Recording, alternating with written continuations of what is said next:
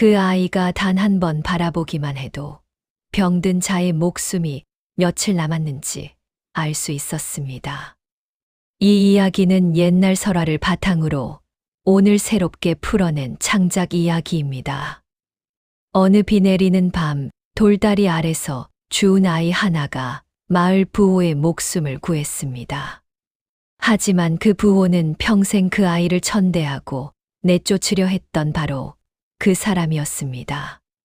한 아이의 특별한 능력과 그것을 인정하지 않으려 했던 어른의 오만함이 빚어낸 이야기를 지금부터 들려드리겠습니다. 그날 밤 김진사댁 사랑채에서는 비명이 터져 나왔습니다. 이놈이 감히 어른 앞에서 그런 말을 해. 평소 과묵하고 온순하기만 했던 12살 아이가 그날따라 입술을 꾹 깨문 채 버티고 섰습니다. 아이의 눈에는 두려움보다 확신이 가득했습니다. 마님께서 석 달을 넘기지 못하십니다. 그 한마디에 사랑채 안공기가 얼어붙었습니다. 경상도 어느 고을, 산과 강이 어우러진 마을에 김진사라는 부호가 살고 있었습니다. 대대로 농토와 살림을 물려받아 부를 일군 집안이었고 마을 사람들은 김진사댁을 우러러보며 살았습니다. 김진사에게는 슬아의 자식이 없었습니다. 부인 정씨 마님과 혼인한 지 15년이 되도록 아이가 생기지 않아 두 사람은 여러 기도처를 찾아다니며 간절히 빌었습니다. 하지만 하늘은 그들의 소원을 들어주지 않았습니다. 그러던 어느 봄날이었습니다. 마을 어귀 돌다리 밑에서 갓난아이 울음소리가 들려왔습니다. 장날을 마치고 돌아가던 마을 사람들이 다리 밑을 살펴보니 낡은 보자기에 쌓인 사내 아이가 있었습니다. 주변을 아무리 둘러봐도 아이의 부모는 보이지 않았습니다. 이를 어쩌나. 이 어린 것을 누가 버렸단 말인가. 마을 사람들이 수군거리는 사이 그곳을 지나가던 정씨 마님이 아이를 발견했습니다. 아이의 맑은 눈동자를 보는 순간 마님의 가슴 속에 무언가 뜨거운 것이 솟구쳤습니다. 정씨 마님은 김진사를 설득했습니다. 하늘이 점지해준 인연이니 거두어 키우자고 했습니다. 처음에는 난색을 표하던 김진사도 부인의 간청에 못 이겨 허락했습니다. 다만 조건이 있었습니다. 자식으로는 인정할 수 없으니 집안 식솔로만 키우겠다는 것이었습니다. 그렇게 아이는 동이라는 이름을 얻어 김진사댁에서 자라게 되었습니다. 동이는 총명한 아이였습니다. 말을 빨리 배웠고 글도 금방 익혔습니다. 정씨 마님은 동이를 각별히 아꼈습니다. 진사댁 머슴들과 함께 밥을 먹이지 않고 사랑채 곁에 방을 마련해 주었습니다. 천자문을 가르쳤고 예의범절도 일러주었습니다. 하지만 김진사의 태도는 달랐습니다. 동이가 자랄수록 그는 아이를 대하는 게 점점 불편해졌습니다. 혈육이 아닌 아이가 제 집에서 글을 배우고 예절을 익히는 모습이 영 맞듣지 않았습니다. 더구나 마을 사람들이 동이를 김진사의 양아들처럼 여기는 것도 못마땅했습니다. 조선의 다른 양반가들처럼 김진사에게도 체면과 가문의 명예가 무엇보다 중요했습니다. 돌다리 밑에서 주운 출신도 모를 아이를 제 자식처럼 키운다는 소문이 퍼지는 것이 두려웠습니다. 그는 종종 부인에게 말했습니다. 저 아이를 언제까지 이렇게 둘 셈이요? 이제 그만 다른 집으로 보내시오. 하지만 정씨 마님은 고개를 저었습니다. 저 아이는 하늘이 우리에게 준 인연입니다. 어찌 함부로 내칠 수 있겠습니까? 부부 사이에는 이런 대화가 종종 오갔습니다. 동이는 이런 집안 분위기를 어렴풋이 느끼며 자랐습니다. 진사 어른께서 자신을 곱지 않은 눈으로 본다는 것을 알았습니다. 그래서 더욱 조심스럽게 행동했고 말수도 적어졌습니다. 정씨 마님의 은혜에 보답하려 부지런히 움직였고 집안일을 거들었습니다. 그런 동이에게 9살 무렵부터 이상한 일들이 생기기 시작했습니다. 처음에는 작은 것들이었습니다. 집안 하인 하나가 며칠째 기침을 하며 괴로워하고 있었습니다. 동이가 그를 바라보는 순간 머릿속에 이상한 느낌이 스쳤습니다. 그 하인의 몸속 어딘가 깊은 곳에서 뭔가 잘못되어 가고 있다는 느낌이었습니다. 동이는 무심코 중얼거렸습니다. 폐가 안 좋으시네요. 따뜻한 물에 생강을 우려 드시면 좀 나아지실 겁니다. 신기하게도 그 하인이 동이의 말대로 했더니 나흘 만에 기침이 멎었습니다. 그 다음에는 마을 아낙네가 아이를 업고 김진사댁을 찾아왔습니다. 아이가 사흘째 열을 앓고 있다며 정씨 마님께 약초라도 좀 얻을 수 있냐고 했습니다. 마당에서 빗자루질을 하던 동이가 그 아이를 슬쩍 보았습니다. 순간 또다시 그 이상한 느낌이 왔습니다. 체한 것입니다. 쌀뜨물에 소금 조금 넣어 먹이시면 내일이면 괜찮아지실 겁니다. 아낙네는 반신반의하며 돌아갔지만 이튿날 정말로 아이의 열이 떨어졌다며 고맙다는 인사를 전했습니다. 이런 일들이 몇 번 더 반복되자 마을에서는 소문이 퍼지기 시작했습니다. 김진사댁에 사는 동이라는 아이가 신통한 능력이 있다는 소문이었습니다. 사람의 병을 한 번 보기만 해도 알아챈다는 것이었습니다. 처음에는 호기심 반 의심 반으로 찾아오던 사람들이 점점 늘어났습니다. 동이의 말대로 했더니 정말 병이 낫더라는 이야기가 퍼지면서 이웃 마을에서까지 사람들이 찾아왔습니다. 정씨 마님은 이런 동이를 자랑스러워했습니다. 아이가 사람들을 돕는 모습을 보며 흐뭇해했습니다. 하지만 김진사의 생각은 달랐습니다. 괴이한 일이로다. 9살 아이가 무슨 재주로 병을 안단 말이오. 김진사는 의심스러운 눈초리로 동이를 바라보았습니다. 혹시 아이가 사람들을 속이는 것은 아닌가? 혹은 정말로 무슨 요사스러운 재주가 있는 것은 아닌가 하는 생각이 들었습니다. 조선시대 양반들은 이치로 설명할 수 없는 일들을 경계했습니다.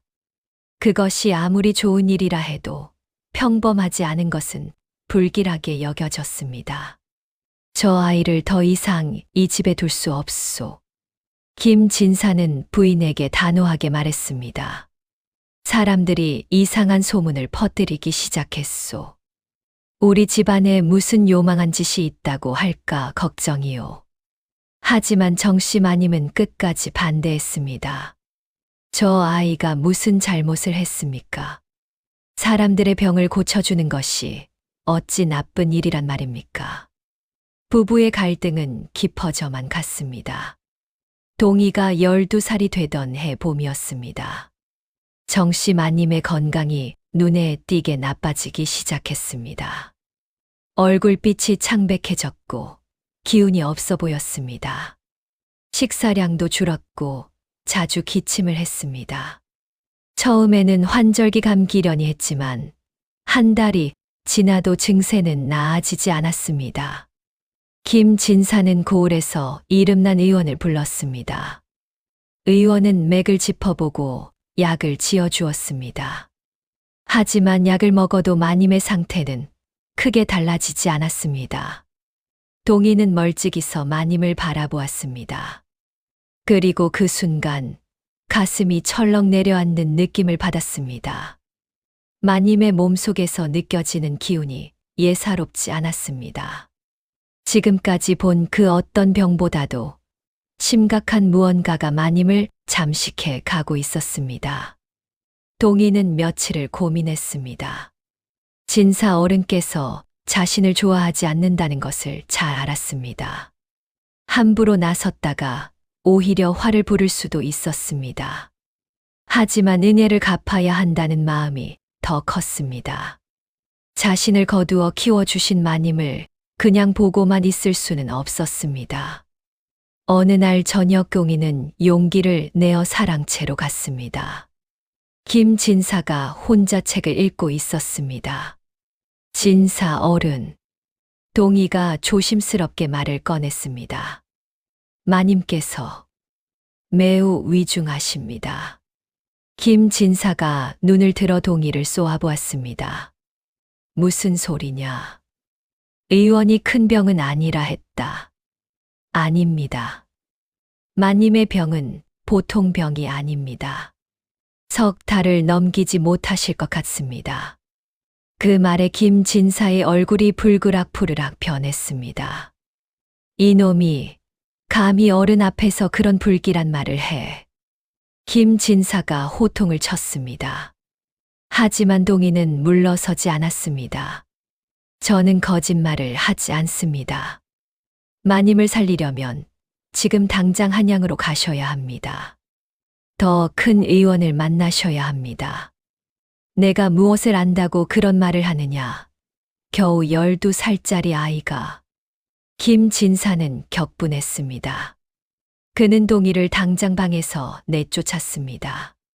하지만 동이의 말은 김진사의 마음 속에 가시처럼 박혔습니다. 그는 밤새 잠을 이루지 못했습니다. 만약 동이의 말이 정말이라면, 아내가 정말 석 달을 못 넘긴다면? 다음 날 아침 김진사는 다시 의원을 불렀습니다. 이번에는 이웃 고을에서 소문난 의원을 불렀습니다. 그 의원도 정씨 마님을 진찰했습니다. 큰 병은 아닌 것 같사옵니다만 몸이 많이 허하신 것 같습니다. 보약을 지어드리겠습니다. 김진사는 조금 안심했습니다. 역시 동이의 말은 터무니없는 소리였던 것입니다. 12살 아이가 무엇을 안다고 그런 불길한 말을 했단 말인가. 하지만 시간이 지날수록 정씨 마님의 상태는 더 악화되었습니다. 보름이 지나자 마님은 침상에서 일어나지 못할 정도가 되었습니다. 얼굴은 더욱 파리해졌고 기침에는 피가 섞여 나왔습니다. 김진사는 그제야 두려움을 느끼기 시작했습니다. 혹시 동이의 말이 맞는 것은 아닐까? 하지만 그는 자존심을 굽히고 싶지 않았습니다. 돌다리 밑에서 죽은 아이의 말을 인정하는 것, 그것은 양반으로서의 체면을 버리는 일처럼 느껴졌습니다. 동이는 멀리서 이 모든 것을 지켜보았습니다. 마님의 상태가 나빠지는 것을 보며 가슴이 아팠습니다. 하지만 더 이상 나서지 않았습니다. 한 번 거절당한 후 다시 말을 꺼낼 용기가 나지 않았습니다. 한 달이 더 지났습니다. 정씨 마님은 이제 물 한 모금도 제대로 삼키지 못할 정도가 되었습니다. 김진사는 서울로 급히 사람을 보내 명의를 모셔오려 했지만 마님의 상태가 너무 위중해서 긴 여행을 견딜 수 없다는 판단이 나왔습니다. 그 즈음 김진사 자신도 몸에 이상을 느끼기 시작했습니다. 어느 날 아침 김진사는 가슴에 통증을 느꼈습니다. 처음에는 가벼운 체증이려니 했지만 시간이 지날수록 통증은 심해졌습니다. 숨을 쉴 때마다 가슴이 쥐어짜는 듯 아팠습니다. 김진사는 이 사실을 숨겼습니다. 부인이 위중한 상황에서 자신마저 병든 모습을 보일 수 없었습니다. 집안을 이끌어야 할 가장으로서 흔들리는 모습을 보여서는 안 된다고 생각했습니다.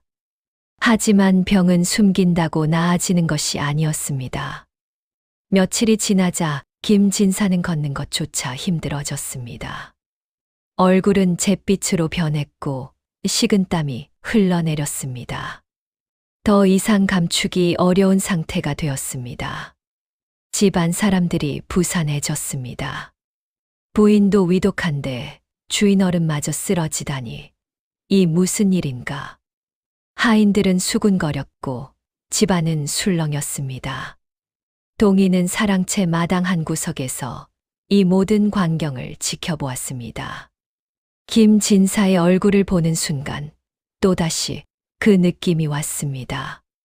진사 어른의 심장에 무언가 문제가 있었습니다. 심각한 문제였습니다. 동희는 다시 한번 고민에 빠졌습니다. 지난번에 마님밀로 호통을 들었던 기억이 생생했습니다. 하지만 이번에는 마님만이 아니라 진사 어른까지 위험한 상황이었습니다. 내가 말을 하지 않으면 두 분 모두 위험해지실 거야. 동희는 결심했습니다. 설령 다시 꾸중을 듣더라도, 설령 집에서 쫓겨나더라도 해야 할 말은 해야 했습니다. 그날 저녁 동희는 사랑채로 향했습니다. 김진사는 침상에 누워 신음하고 있었습니다. 옆에는 며느리뻘 되는 친척 어른들이 모여 있었습니다. 진사 어른. 동희가 방 밖에서 조심스럽게 불렀습니다.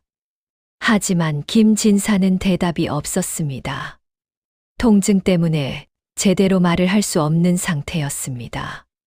친척 어른 하나가 나와 동희를 내쫓으려 했습니다. 내가 무슨 일로 여기 왔느냐. 어른께서 편찮으시니 물러가거라. 어른의 병을 알 것 같습니다. 말씀드릴 게 있습니다. 내가 무엇을 안다고. 친척 어른이 코웃음을 쳤습니다.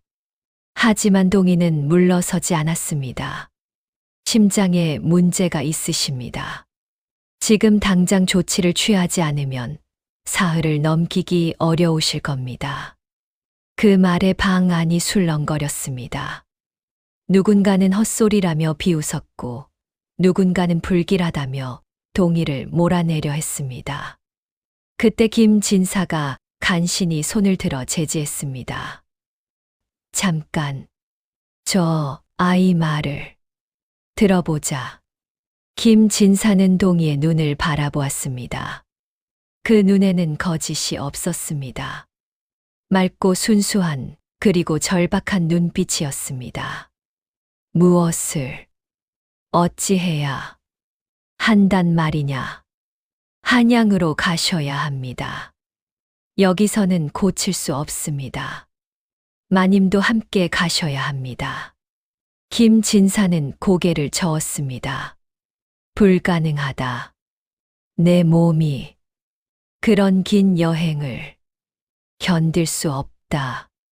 견디셔야 합니다. 그것만이 사실 방법입니다. 동희의 목소리는 떨렸지만 확신에 차 있었습니다. 친척 어른들은 여전히 반대했습니다. 의원도 아닌 아이의 말을 믿고 위험한 여행을 할 수는 없다고 했습니다. 차라리 한양에서 명의를 모셔오는 것이 낫다고 했습니다. 하지만 김진사는 이상하게도 동희의 말이 마음에 걸렸습니다. 지난번 부인의 병을 예언했을 때도 그랬습니다. 그때 동희의 말을 들었더라면 부인이 이렇게까지 악화되지는 않았을 것입니다. 내가 체면 때문에, 자존심 때문에 아내를 이 지경으로 만든 것은 아닐까. 김진사는 괴로웠습니다. 하지만 여전히 결정을 내리지 못했습니다. 다음 날 새벽, 김진사의 상태가 급격히 악화되었습니다. 가슴 통증이 심해져 의식을 잃을 뻔했습니다. 그제야 친척들도 심각성을 깨달았습니다. 한양으로 모셔가야겠습니다. 급히 준비가 시작되었습니다. 가마를 준비하고 하인들을 모았습니다. 정씨 마님도 함께 모시기로 했습니다. 하지만 김진사는 동희를 부르지 않았습니다. 여전히 마음 한구석에서는 그 아이를 인정하고 싶지 않은 자존심이 남아 있었습니다. 아이의 말대로 한양으로 가기는 하지만 그것이 아이의 덕분이라고 인정하고 싶지 않았습니다. 출발 전날 밤, 동희는 사랑채 앞마당을 서성이고 있었습니다. 떠나시는 두 분을 배웅하고 싶었지만 감히 가까이 다가갈 수 없었습니다. 정씨 마님이 가마에 오르기 전 동희를 찾았습니다. 동희야. 마님의 목소리는 너무나 약했습니다. 예, 마님. 고맙구나. 내가 아니었으면 우리는 손 쓸 수 없게 되었을 거야. 아닙니다, 마님. 괜찮으실 겁니다. 내가 돌아오면 내게 꼭 보답하마. 마님은 더 이상 말을 잇지 못했습니다. 기력이 다한 듯 가마에 기대어 눈을 감았습니다. 김진사는 끝까지 동희를 보지 않았습니다. 가마 안에서 눈을 감은 채 한양을 향해 떠났습니다. 동희는 멀어져 가는 행렬을 오래도록 바라보았습니다. 그로부터 보름이 지났습니다. 김진사 댁에는 아무 소식이 없었습니다. 하인들과 친척들은 불안해했습니다. 주인 어른과 마님이 무사히 한양에 도착이나 했을까? 혹시 길에서 무슨 일이라도 생긴 것은 아닐까? 동희도 걱정스러운 마음으로 날들을 보냈습니다. 매일 아침 대문 쪽을 바라보며 소식을 전하는 사람이 오기를 기다렸습니다. 20날째 되던 날, 드디어 사람이 왔습니다. 한양에서 온 심부름꾼이었습니다. 그는 친척 어른들을 모아놓고 말했습니다. 주인 어른과 마님께서 무사히 한양에 도착하셨습니다. 모두가 안도의 한숨을 내쉬었습니다. 어명을 모시던 어이를 만나 진료를 받으셨습니다. 두 분 모두 치료를 받고 계시며 차츰 회복되고 계십니다. 그 말에 집안 사람들은 기뻐했습니다. 하지만 심부름꾼의 다음 말에 모두가 놀랐습니다. 어이께서 말씀하시길 조금만 늦었어도 두 분 모두 위험했을 것이라 하셨답니다. 특히 주인 어른께서는 심장 쪽에 큰 문제가 있으셨는데 제때 오셔서 다행이라고 하셨습니다. 친척 어른들은 서로 얼굴을 바라보았습니다. 동희가 했던 말이 모두 맞았던 것입니다. 주인 어른께서 한 가지 전하라 하셨습니다. 심부름꾼이 품에서 편지 하나를 꺼냈습니다. 동희라는 아이를 잘 돌보라고 하셨습니다. 그리고 자신이 돌아갈 때까지 그 아이를 함부로 대하는 일이 없도록 하라 하셨습니다. 마당 한 구석에 서 있던 동희의 눈에 눈물이 맺혔습니다. 2달 후 김진사와 정씨 마님이 돌아왔습니다. 마을 입구부터 사람들이 모여들었습니다. 죽음의 문턱까지 갔던 두 사람이 건강하게 돌아왔다는 소문이 퍼졌기 때문입니다. 가마에서 내린 김진사는 예전보다 훨씬 건강해 보였습니다. 얼굴에 혈색이 돌았고 걸음걸이도 힘차 보였습니다. 정씨 마님 역시 마찬가지였습니다. 집에 도착한 김진사는 제일 먼저 동희를 찾았습니다. 동희는 어디 있느냐? 하인이 동희를 불러왔습니다. 동희는 떨리는 마음으로 김진사 앞에 섰습니다. 김진사는 한참 동안 말없이 동희를 바라보았습니다. 그리고 천천히 입을 열었습니다. 내가 나와 마님의 목숨을 살렸다. 동희는 고개를 숙였습니다. 아닙니다. 저는 다만 아니다. 김진사가 동희의 말을 막았습니다. 한양의 어이께서 말씀하셨다. 조금만 늦었어도 우리 둘 다 위험했을 것이라고. 내가 아니었으면 우리는 때를 놓쳤을 것이다. 김진사는 깊은 한숨을 내쉬었습니다. 나는 너를 잘못 대했다. 체면 때문에, 자존심 때문에 내 말을 믿지 않았다. 그 때문에 마님을 더 위험하게 만들었고 나 자신도 죽을 뻔했다. 주변에 모인 사람들이 숨을 죽이고 지켜보았습니다. 김진사는 동희 앞에 무릎을 꿇었습니다. 미안하다, 동이야. 그리고 고맙다. 그 광경에 모두가 놀랐습니다. 양반 어른이 아이 앞에서 무릎을 꿇다니. 하지만 김진사는 개의치 않았습니다. 그는 진심으로 사과하고 있었습니다. 동희의 눈에서 눈물이 흘러내렸습니다. 아닙니다. 얼른 일어나십시오. 저는 다만 마님께 받은 은혜를 갚고 싶었을 뿐입니다. 은혜라니. 내가 우리에게 베푼 은혜가 훨씬 크다. 김진사가 일어나 동희의 어깨에 손을 얹었습니다. 오늘부터 너는 이 집의 진짜 아들이다. 내가 호적에 올리겠다. 김씨 문중의 자손으로 인정하겠다. 그 말에 주변 사람들이 웅성거렸습니다. 친척 어른들 중 몇몇은 반대의 뜻을 비쳤습니다. 출신도 모르는 아이를 양자로 들인다는 것에 대한 우려였습니다.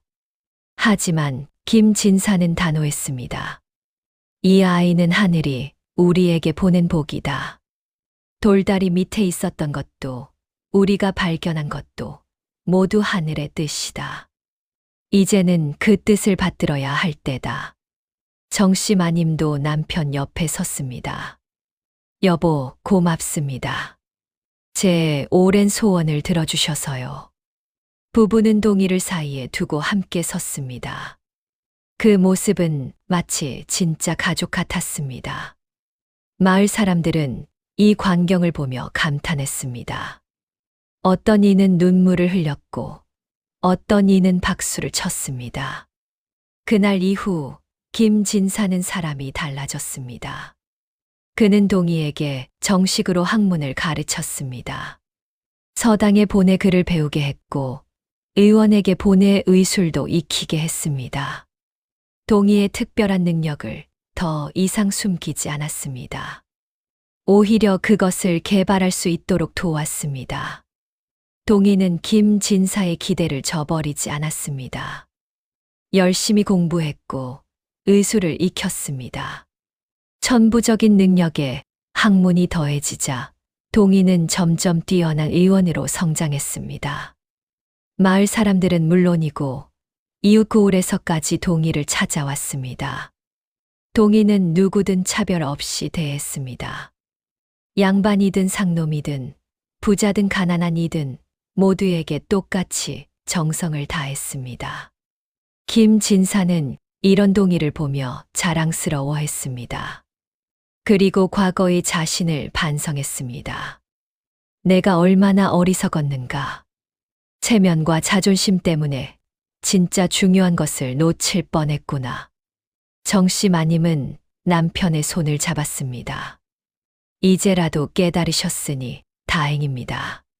하늘이 우리에게 준 기회를 놓치지 않으셨으니까요. 세월이 흘렀습니다. 동희는 20이 넘어서 장가를 들었고 김진사 부부는 손주를 보는 기쁨을 누렸습니다. 마을에서는 동희를 김 의원이라 불렀고 그의 명성은 멀리까지 퍼져나갔습니다. 어느 봄날 나이 든 김진사는 동희와 함께 마을 어귀 돌다리를 걸었습니다. 그 옛날 동희를 발견했던 바로 그 다리였습니다. 여기서 내를 처음 만났지. 김진사가 다리 아래를 내려다보며 말했습니다. 그때 내가 반대했던 것을 기억하느냐? 마님께서 너를 데려오겠다고 하셨을 때 나는 내켜하지 않았다. 압니다, 아버님. 동희가 조용히 대답했습니다. 김진사는 언제부터인가 동희에게 아버지로 불리는 것이 자연스러워졌습니다. 그때 내가 마님 말씀을 듣지 않았더라면 우리 가족은 없었을 것이다. 내 체면만 생각했더라면 나는 내 덕분에 목숨을 건지는 일도 없었을 것이고. 김진사는 동희의 어깨에 손을 얹었습니다. 사람이 사람을 판단할 때 겉모습이나 출신으로 판단해서는 안 된다는 것을 너를 통해 배웠다. 진짜 중요한 것은 그 사람의 마음이고 행실이다. 동희는 고개를 숙였습니다. 아버님께서 주신 가르침이 컸습니다. 아니다. 내가 나를 가르쳤다. 늦게나마 깨달을 수 있게 해준 것에 감사한다. 두 사람은 한참 동안 다리 위에 서 있었습니다. 봄바람이 불어와 버드나무 가지를 흔들었고 다리 아래 시냇물은 졸졸 흘러갔습니다. 저 멀리 집으로 돌아가는 길에 김진사는 문득 생각했습니다. 하늘은 때때로 우리가 예상하지 못한 방식으로 복을 내리신다. 그 복을 알아보는 것은 사람의 몫이다. 나는 거의 그 복을 놓칠 뻔했다. 하지만 마님과 동희 덕분에 늦게나마 깨달을 수 있었다. 그날 저녁 김진사댁 사랑채에는 온 가족이 모였습니다. 김진사와 정씨 마님, 동희와 그의 아내, 그리고 어린 손주까지. 저녁상을 함께하며 하루를 나누는 평범한 광경이었지만 그 평범함 속에 깊은 행복이 있었습니다. 정씨 마님이 어린 손주를 무릎에 앉히며 말했습니다. 우리 집안에 대대로 전해줘야 할 이야기가 있단다. 내 할아버지가 어떻게 이 집에 오셨는지, 그리고 우리 가족이 어떻게 만들어졌는지. 손주가 맑은 눈망울로 할머니를 바라보았습니다. 그것은 하늘의 뜻을 따르고 사람의 진심을 알아보는 것이 얼마나 중요한지 알려주는 이야기란다. 밖에서는 저녁 바람이 불어왔고 마당에는 벚꽃 잎이 흩날렸습니다. 돌다리 밑에서 시작된 인연은 이렇게 한 가족의 이야기가 되었고 대대로 전해질 교훈이 되었습니다. 사람을 판단할 때 겉모습이 아닌 진심을 보는 것, 자존심보다 소중한 사람을 먼저 생각하는 것, 그리고 하늘이 내린 복을 알아보는 지혜를 가지는 것. 이 모든 것이 김진사 가족이 남긴 가르침이었습니다. 세월이 흘러 김진사 부부가 세상을 떠난 후에도 동희는 마을에서 존경받는 의원으로 남았습니다. 그는 평생 사람들의 병을 고쳐주었고 특히 가난하고 힘없는 이들을 더욱 정성껏 돌보았습니다. 그리고 가끔 마을 어귀 돌다리를 지날 때면 동희는 그날을 떠올리곤 했습니다. 빗속에서 울고 있던 자신을 따뜻하게 안아 올려주셨던 정씨 마님을, 그리고 나중에는 진심으로 자신을 아들로 받아들여 주셨던 김진사를. 사람과 사람 사이의 인연은 때로 돌다리 밑처럼 예상치 못한 곳에서 시작되기도 합니다. 하지만 그 인연을 소중히 여기고 가꾸어 나가는 것은 사람의 마음에 달려 있습니다.